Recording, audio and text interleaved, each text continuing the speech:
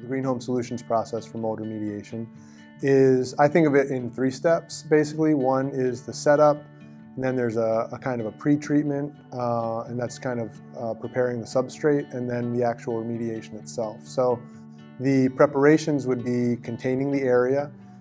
Typically that involves somehow cordoning off the contaminated airspace from the non-contaminated airspace so that during the course of work there's not a concern around cross-contamination. So as you're doing the work, it doesn't travel into the uncontaminated space. And that's typically by taping up some plastic. Sometimes it's as easy as just cordoning off the basement door from the living area upstairs.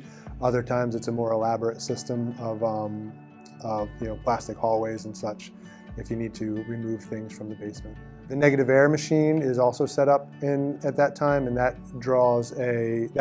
creates a drift or a draft so that the air is moving in one way, and again it's creating a draw in the airspace so that, again, to help facilitate a lack of cross-contamination into the uncontaminated spaces. So that being said, once the setup is complete, then the preparation of the substrate would be to vacuum I think of it as the structure of the house and all major furniture. So starting with the ceiling, vacuuming the ceiling, vacuuming the walls, vacuuming the floor, and also vacuuming any major furniture.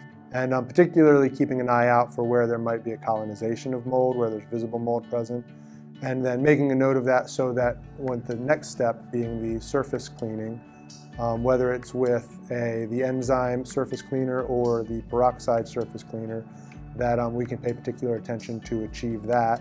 And then the final step after the vacuuming and the surface cleaning is completed is applying the antimicrobial enzyme mist to complete the process of breaking down any remaining mold spores that might be present in either the airspace or the substrate.